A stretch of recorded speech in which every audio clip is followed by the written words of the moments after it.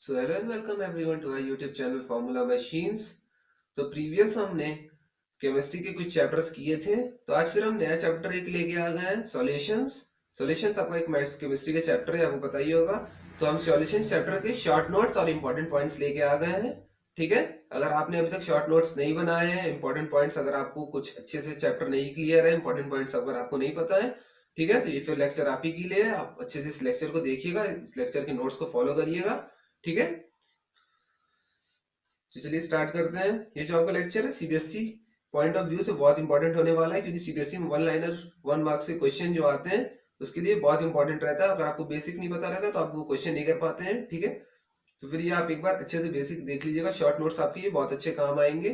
Short notes आप देख लीजिएगा, फिर इसके बाद फॉर्मूलाज देख लीजिएगा, फिर कुछ क्वेश्चन कर लेंगे तो आपके पूरे बेसिक से लेके पूरा आपका चैप्टर एकदम क्लियर हो जाएगा। तो चलिए फिर स्टार्ट करते हैं। फर्स्ट पॉइंट है हमारा वेपर प्रेशर। वेपर प्रेशर की हम बात करते हैं। The pressure exerted by vapours, the pressure exerted by vapours, vapours जो the pressure exerted by vapours on of the liquid, the pressure exerted by the vapors of the liquid on the surface of the liquid and walls of the container is called vapor pressure। जो हमारा vapour होता है, एक बार और फिर से पढ़ लीजिएगा आप। the pressure exerted by the vapors of the liquid, एक जो हमारा लिक्विड होता है उसके वेपर्स जो प्रेशर एक्सर्ट करते हैं सरफेस ऑफ द कंटेनर पे, उसे हम वेपर प्रेशर कहते हैं। ठीक है, the pressure exerted by the liquid, liquid जो हमारा है अंदर कंटेनर के, उसके वेपर्स जो हमारा प्रेशर एक्सर्ट करते हैं कंटेनर पर, उसको हम वेपर प्रेशर कहते हैं। ठीक है, आई होप आपको क्लियर हो गया होगा, एक बार अच्छे से देख लीजिए। तो चलिए नेक्स्ट हमारा पॉइंट देखते हैं, इंटरमॉलिक्यूलर फोर्स। इंटरमॉलिक्यूलर हमारा फोर्स जो होता है डायरेक्ट इनवर्सली प्रोपोर्शनल होता है वेपर प्रेशर की। जितना ज्यादा हमारा इंटरमॉलिक्यूलर फोर्स रहेगा उतना ज्यादा हम एकदम कॉम्पैक्ट, एकदम ऐसे रहेगा, एकदम चिपका चिपका। ठीक है, तो हमारा वेपर प्रेशर बहुत कम होगा। वेपर प्रेशर जितना ज्यादा होगा, इंटरमॉलिक्यूलर हमारा फोर्स अलग अलग एकदम बहुत दूर दूर रहेगा तो बहुत कम रहेगा। ठीक है, ये पॉइंट देख लीजिए, इनवर्सली प्रोपोर्शनल होता है। Vapour pressure directly proportional to temperature, जैसे जैसे हम टेम्परेचर बढ़ाएंगे हमारा वेपर प्रेशर ज्यादा बढ़ेगा। ठीक है, टेम्परेचर अगर हम ज्यादा हीट देंगे तो हमारे ज्यादा वेपर्स बनेंगे तो वेपर प्रेशर भी ज्यादा होगा। ओके, ठीक है, यहाँ पे फिर नेक्स्ट देखते हैं, vapour pressure directly proportional to boiling point. जितना ज्यादा बॉइलिंग पॉइंट होगा, बॉइलिंग पॉइंट अगर किसी सब्सटेंस का बहुत ज्यादा है तो उसका वेपर प्रेशर बहुत कम होगा। ओके, बॉइलिंग पॉइंट अगर है उसका 200 डिग्री सेल्सियस मान लेते हैं, अगर ऐसे एज्यूम कर लेते हैं 200 डिग्री सेल्सियस अगर उसका बॉइलिंग पॉइंट है तो उसका जो हमारा वेपर प्रेशर है बहुत कम बनेगा। 100 वाले का ज्यादा बन जाएगा, 200 वाले का कम बनेगा। ओके, तो नेक्स्ट पॉइंट पे हम देखते हैं अपना रॉल्स लॉ। रॉल्स लॉ हम देखते हैं, the vapour pressure of solvent in the solution is directly proportional to mole fraction of the solvent। the vapor pressure of solvent in the solution, vapor pressure जो हमारा होता है solvent का solution के अंदर, सॉल्वेंट जो होता है एक सॉल्यूट होता है एक सॉल्वेंट होता है, सॉल्वेंट को जो हमारा वेपर प्रेशर होता है सॉल्यूशन के अंदर, सॉल्यूशन के अंदर जो हमारा उसका वेपर प्रेशर होता है directly proportional to mole fraction of the solvent, solvent के मोल फ्रैक्शन के डायरेक्टली प्रोपोर्शनल होता है। रॉल्स लॉ ये देख लीजिएगा, ये इंपॉर्टेंट है आपका, ये सीबीएसई के एग्जाम में आएगा। ओके, इंपॉर्टेंट है आपका, इसको एक बार अच्छे से देख लीजिएगा, इंपॉर्टेंट है आपका। तो vapour pressure of the solvent ये आप अच्छे से पढ़ लीजिएगा, एक बार मैं 2 बार पढ़ चुका हूँ, आप एक बार अच्छे से पढ़ लेंगे आपको डेफिनेशन में पता चल जाएगी, क्योंकि आप चैप्टर पहले से पढ़ चुके हैं। अगर नहीं भी पढ़ा है तो फिर से एक बार इसको देख लीजिएगा, आप ये डेफिनेशन एकदम लिख के आ जाएंगे, आपको फुल मार्क्स मिल जाएंगे। ओके, तो फिर हम देखते हैं factors affecting vapour pressure. Vapour pressure को कौन कौन से फैक्टर्स अफेक्ट करते हैं। ओके, नेचर ऑफ लिक्विड, कैसा लिक्विड है। ओके, ज्यादा वॉलेटाइल लिक्विड रहेगा तो ज्यादा वेपर्स बनेंगे। टेम्परेचर, जितना ज्यादा टेम्परेचर उतना ज्यादा वेपर प्रेशर। बॉइलिंग पॉइंट, जितना ज्यादा बॉइलिंग पॉइंट उतना कम वेपर प्रेशर, इनवर्सली प्रोपोर्शनल। चलिए आगे बढ़ते हैं। Surface area, surface area directly proportional to rate of evaporation. ठीक है, वेपर प्रेशर से इससे मतलब नहीं है, रेट ऑफ इवोपोरेशन से मतलब है। ये भी इंपॉर्टेंट आपको पॉइंट है, ये भी आप अच्छे से देख लीजिएगा। Surface area, surface area directly proportional to, surface area directly proportional to rate of evaporation के डायरेक्टली प्रोपोर्शनल होता है, ये भी आपका इंपॉर्टेंट पॉइंट है। ठीक है, तो आगे बढ़ने से पहले हम सम बेसिक टर्म्स, कुछ बेसिक टर्म्स देख लेते हैं जो आपके आगे यूजफुल होने वाले हैं। अगर आपको अभी तक नहीं पता है तो फिर से आप देख लीजिएगा। पीए, पीए जो हमारा होता है ऐसे लिखा रहेगा कहीं, तो हमारा vapour pressure of solvent in solution. दो चीज होती है, एक सॉल्यूट होती है एक सॉल्वेंट होती है। Vapour pressure of solvent in solution ये इसको इंडिकेट करता है। पी नॉट ए हमारा इंडिकेट करता है vapour pressure of solvent in pure form की अगर बात होती है तो पी नॉट ए हो जाएगा, ठीक है। पीबी हमारा इंडिकेट करता है vapour pressure of solute in solution, vapour pressure of solute के वेपर प्रेशर को इंडिकेट करता है हमारा पीबी। पी नॉट भी हमारा इंडिकेट करता है vapour pressure of solute in pure form की बात होती है तो पी नॉट भी हमारा इंडिकेट करता है, पी नॉट ए हमारा इंडिकेट करता है सॉल्वेंट के वेपर प्रेशर को प्योर फॉर्म में, और पी नॉट भी हमारा इंडिकेट करता है सॉल्यूट के वेपर प्रेशर को प्योर फॉर्म में। और यहाँ पे हमारा एक्स ए बोलिए या इसको काई ए बोलिए, काई ए मैं बोलता हूँ, chi A and chi B mole fraction of A and B, mole fraction of A and B को इंडिकेट करते हैं, ओके, देख लीजिएगा। फिर नेक्स्ट देखते हैं Raoult's law for volatile solute, volatile solute के लिए रॉल्ट्स लॉ हम देखते हैं, P A equals to P not A chi A, okay, P B equals to P not B chi B, ये आप देख लीजिएगा फॉर वोलेटाइल की यहाँ बात हो रही है, ठीक है, वोलेटाइल सॉल्यूट, क्योंकि आगे नॉन वोलेटाइल की बात होने वाली है, ठीक है। फॉर नॉन वोलेटाइल सॉल्यूट लीजिए आई गई, फॉर नॉन वोलेटाइल सॉल्यूट के लिए क्या होती है, P not a vapour pressure of solvent जो हमारा होता है जीरो नहीं होता है, वेपर प्रेशर ऑफ सॉल्यूट जो हमारा होता है, ये देखिए वेपर प्रेशर ऑफ सॉल्यूट जो हमारा होता है वो जीरो हो जाता है, यहाँ पे वेपर प्रेशर ऑफ सॉल्यूट यहाँ पे आपका जीरो हो जाएगा, तो ये जो आपका टर्म है आपका जीरो हो जाएगा। ये टर्म अगर आपका जीरो होगा तो इसको भी जीरो कर देगा, तो बचेगा बस ये पी नॉट ए काई ए, तो यहाँ पे P S vapour pressure of solution, P S हम वेपर प्रेशर ऑफ सॉल्यूशन को कहते हैं, वेपर प्रेशर ऑफ सॉल्यूशन हमारा हो गया P not A chi A, okay. तो चलिए आगे बढ़ते हैं आइडियल सॉल्यूशन पे। आइडियल सॉल्यूशन हमारा क्या होता है, solution which obeys Raoult's law, which obeys Raoult's law को जो सॉल्यूशन ओबे करता है at all temperature and pressure is called ideal solution. Ideal solution हम इसको कहते हैं, उसमें आइडियल सॉल्यूशन में हमारा होता है पीएस, ठीक है, PS equals to P not A chi A plus P not B chi B, ये वाला देख लीजिएगा, सॉरी। नेक्स्ट देखते हैं हम properties of ideal solution. Properties of ideal solution जल्दी से देख लेते हैं, जल्दी मैं पढ़ दे रहा हूँ, जल्दी आप देख लीजिएगा, ठीक है। डेल्टा एच मिक्सिंग हमारा जीरो होता है, डेल्टा जी मिक्सिंग हमारा नेगेटिव होता है, डेल्टा वी मिक्सिंग हमारा जीरो होता है, डेल्टा एक्स मिक्सिंग हमारा पॉजिटिव होता है, ठीक है।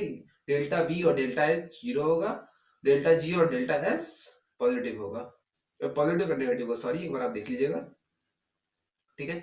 सम ऑफ द एग्जांपल्स हम कुछ देख लेते हैं यहाँ पे। N octane plus n nonane, जो एन वाले हैं, देखिए लास्ट में एन है ना, एन वाले हैं, ठीक है, वो आइडियल सॉल्यूशन की एग्जांपल है। N octane, n nonane, n butane, कुछ भी हो जाएगा। C2H5 Br प्लस, ये देखिए Br इनर्ट वाले, ये देखिए Br आई हेलोजन्स, ठीक है। फिर यहाँ पे बेंजीन प्लस टाउलिन दोनों का यहाँ पे डायग्राम आपको बताइएगा, बेंजीन को पता है, टाउलिन को भी पता होगा आपको। तो चलिए आगे बढ़ते हैं, क्वालिटेटिव प्रॉपर्टी देखते हैं। क्वालिटेटिव प्रॉपर्टी में हमारा होता है the property of solution which are dependent on the total number of solute particle. देखिए जो हमारे डिपेंड होती है total number of solute particles पर, और total concentration of solute particle, total concentration of solute particle पे जो हमारी डिपेंड होती है उसे हम क्वालिटेटिव प्रॉपर्टी कहते हैं, ओके। नंबर 1 होती है हमारी first relative lowering in vapour pressure. Relative lowering in vapour pressure होता है, एलिवेशन इन बॉइलिंग पॉइंट होता है, डिप्रेशन इन फ्रीजिंग पॉइंट होता है, और ऑस्मोटिक प्रेशर होता है, ठीक है। ये सब देख लीजिएगा, ये सब इंपॉर्टेंट है, देख लीजिएगा इसको आप, कभी कभी पूछ देता है क्वालिटेटिव प्रॉपर्टीज कितने टाइप्स के होते हैं, ठीक है। तो चलिए नेक्स्ट देखते हैं। नेक्स्ट हम देखते हैं relative lowering in vapour pressure. Relative lowering in vapour pressure हमारी होती है vapor pressure of solution of non-volatile solution is always found to be less than the vapor pressure of pure solvent। ये देखिए vapour pressure of solution में जो हमारा vapour pressure होता है, इसमें क्या होता है, इसमें हमारा जो सॉल्यूशन का वेपर प्रेशर होता है वो हमेशा always found to be, solution का जो हमारा वेपर प्रेशर होता है वो हमेशा कम पाया जाता है सॉल्वेंट की जो वेपर प्रेशर से उससे हमारा हमेशा कम पाया जाता है, ठीक है, हमेशा हमारा कम पाया जाएगा। Relative lowering in vapour pressure में ये होता है, vapour pressure in pure form, solvent की vapour pressure in pure form से हमेशा कम पाया जाता है, ओके। तो नेक्स्ट हम देखते हैं surface area only increases the rate of evaporation not the vapour pressure. मैं बोला था पिछले पॉइंट में भी था, surface area directly proportional to, देखिए यहाँ पे था जो ये वाला पॉइंट की बात हो रही है, देखिए surface area directly proportional to rate of evaporation. Rate of evaporation बढ़ाता है, इसका मतलब वेपर प्रेशर से नहीं होता है। ओके,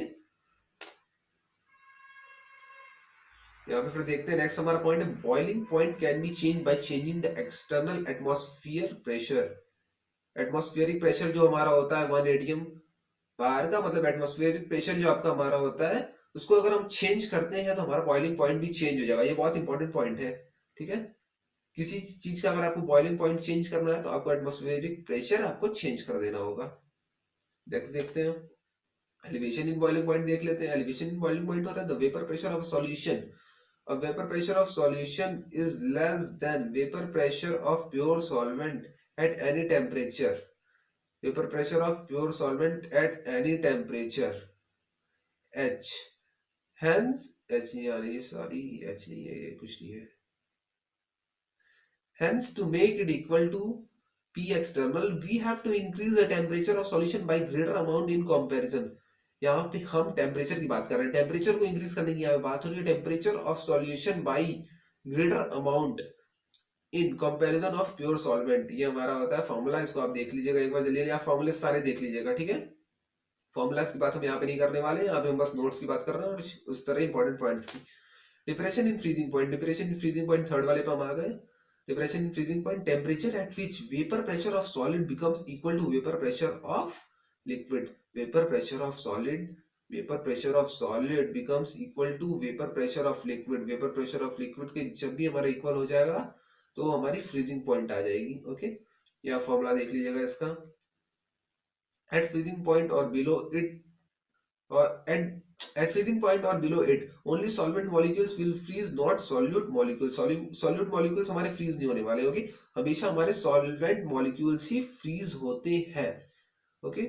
ये देख लीजिएगा, याद रखिएगा, ये भी आपको इंपॉर्टेंट पॉइंट है कुछ, इसको भी आप याद रखिएगा। नेक्स्ट हम देखते हैं osmosis and osmotic pressure. Spontaneous flow of solvent molecules through semi-permeable membrane from solvent to solution is called osmosis. osmosis हम किसको बोलते हैं? Spontaneous flow of solvent molecule. solvent molecule जो हमारा होता है, solvent molecule जो हमारा होता है उसके spontaneous flow को कहते हैं। सेमी परमिएबल मेम्ब्रेन से जो उसका स्पॉन्टेनियस फ्लो होता है उसको हम कहते हैं, ठीक है। ऑस्मोसिस, ऑस्मोसिस वैसे सबको पता ही होगा, बेसिकली आप देख सकते हैं एक बार। और फिर नेक्स्ट देखते हैं, the hydrostatic pressure developed as a result of osmosis is measure of osmotic pressure. Osmotic pressure की बात यहाँ पे हो रही है, ऑस्मोटिक प्रेशर की यहाँ पे हमारी बात हो रही है, ये भी देख लीजिएगा आप। Hydrostatic pressure developed as a result of osmosis is measure of osmotic pressure. Osmotic pressure का डेफिनेशन है ये, आपसे पूछने वाला नहीं है कोई, बट आप एक बार देख लीजिएगा। यहाँ पे rho equals to H D G. H हमारा होता है increase in level of tube, increase in level of tube होता है हमारा एच। डी हमारा होता है डेंसिटी, और जी हमारा होता है एक्सीलरेशन। एच डी, हाँ, डी होता है हमारा डेंसिटी, जी हमारा होता है acceleration due to gravity. Acceleration due to gravity होता है, ठीक है। और यहाँ पे हमारा पी होता है, P directly proportional to 1/v। Okay, याद रखिएगा, प्रेशर की बात हो रही है, pressure directly proportional to 1 by volume. Dalton's law of partial pressure, Dalton's law of partial pressure, YA इसको बोल सकते हैं, ठीक है। YA एंड YB चलिए बोलते हैं। YA mole fraction of A and B in vapour phase, okay, vapour phase, vapour phase. तो सीधे देखते हैं YA and YB, vapour phase की यहाँ पे बात हो रही है, ओके। YA एंड YB ये भी आप देख लीजिएगा, ये काम आता है। PA equals to YA PS, YA यहाँ से YA इधर गया, YA का इधर गया तो PA by PS, okay. PS हमारा होता है P नॉट एक IA plus P not B का IB, ठीक है। PA हमारा होता है P नॉट एक IA, ठीक है। ये भी आप अच्छे से, इसको आगे आप फर्दर सिंप्लीफाई कर सकते हैं। PS को नीचे लिख दीजिएगा P नॉट एक का IA plus P not B का IB, PA को आप ऊपर लिख दीजिएगा P नॉट एक का IA, बस। हेनरीज लॉ, हेनरीज लॉ चलिए हम देखते हैं अपना। हेनरीज लॉ हमारा कहता है, the solubility of a gas in the liquid at a given temperature is directly proportional to pressure at which it is dissolve. The solubility of gas, gas की जो सॉल्युबिलिटी होती है एट अ गिवन टेम्परेचर, किसी given temperature पर, वो directly proportional होती है pressure, जिस प्रेशर पे उसको हम उस, मतलब जिस प्रेशर पे हम उस लिक्विड को डिसॉल्व करते हैं, मतलब उसके अंदर हम गैसेस को डिसॉल्व करते हैं, ठीक है। तो solubility of gas, solubility of gas in a liquid at a given temperature is directly proportional to pressure at which it is dissolve, किस प्रेशर पे वो डिसॉल्व हो रही है उसके हमारा डायरेक्टली प्रोपोर्शनल होता है। ये उसका फॉर्मूला हो गया, फॉर्मूला भी आप देख लीजिएगा एक बार। चलिए नेक्स्ट आगे देखते हैं। हेनरीज लॉ, आप याद रखिएगा हेनरीज लॉ आपसे पूछा जाता है सीबीएसई के एग्जाम में। ओके, सीबीएसई में इंपॉर्टेंट है, इसको आप देख लीजिएगा एक बार। अच्छा है, इंपॉर्टेंट है, इंपॉर्टेंट है। ओके, देख लीजिएगा आप एक बार। चलिए आगे बढ़ते हैं, फिर आगे बढ़ते हैं। x equals to mole fraction of gas in liquid, इसकी बात हमारी हो रही है। x equals to mole fraction of gas in liquid, KH हमारा हेनरी लॉ कांस्टेंट है और P हमारा partial pressure of gas in equilibrium की सॉल्यूशन है। इन तीनों को आप देख लीजिएगा, ठीक है ना, देख लीजिएगा आप एक बार अच्छे से, ठीक है। तो फिर characteristics of Henry's law constant, Henry's law constant की कुछ कैरेक्टरिस्टिक्स देख लेते हैं हम। फर्स्ट वन हमारा कैरेक्टरिस्टिक है different gases have different value of KH। ये देखिए जेईई मेंस का आया हुआ क्वेश्चन है, ठीक है, जेईई मेंस में, नीट में ये बहुत इंपॉर्टेंट क्वेश्चन है। ओके, ये बहुत इंपॉर्टेंट क्वेश्चन है, ये याद रखिएगा आप, ये बहुत इंपॉर्टेंट क्वेश्चन होने वाला है हमारा। Different gases have different value of KH, KH का अलग अलग वैल्यू होता है डिफरेंट गैसेस के लिए। नेक्स्ट हम देखते हैं the value of constant increases with increase in temperature, ये भी बहुत इंपॉर्टेंट है। ओके, ये भी इंपॉर्टेंट, इसको भी आप देख लीजिएगा। The higher the value of Henry's law of constant lower will be the solubility, जितना ज्यादा उसका हायर कांस्टेंट की वैल्यू होगी, KH की वैल्यू जितनी हाई होगी, सॉल्युबिलिटी आपकी उतनी कम होगी। Okay, limitations of Henry's law, Henry's law कुछ लिमिटेशंस देख लेते हैं। Henry law is only valid for this condition, इस कंडीशन के लिए हमारे हेनरी लॉज वैलिड है। अब चलिए देख रहे हैं कंडीशंस कौन कौन सी है जिसके लिए हमारे हेनरीज लॉ वैलिड है। फर्स्ट हमारा कंडीशन है the pressure of gas is not too high, हमारा जो गैस का प्रेशर है वो बहुत ज्यादा हाई नहीं होना चाहिए, नहीं तो हमारा हेनरी लॉ वैलिड वहां पे नहीं रहने वाला है। सेकंड वन हम देखते हैं वहां पे the temperature is not too low, temperature हमारा बहुत लो नहीं होना चाहिए, बहुत ठंडा नहीं होना चाहिए। ओके, देख लीजिएगा लिमिटेशंस ऑफ। चलिए आगे देखते हैं the gas should not go any chemical reaction with the solvent, gas हमारी कोई रिएक्शन नहीं करनी चाहिए सॉल्वेंट के साथ, सॉल्वेंट के साथ अगर रिएक्शन कर जाएगी गैस तो हमारा हेनरी लॉ वैलिड नहीं होने वाला है। फोर्थ वाला हमारा पॉइंट है the gas should not undergo dissociation in solution, solution के साथ डिसोसिएशन भी नहीं करनी चाहिए गैस। तो चलिए हम देखते हैं अपना application of Henry's law, Henry law के एप्लीकेशन हम देख लेते हैं कुछ यहाँ पे।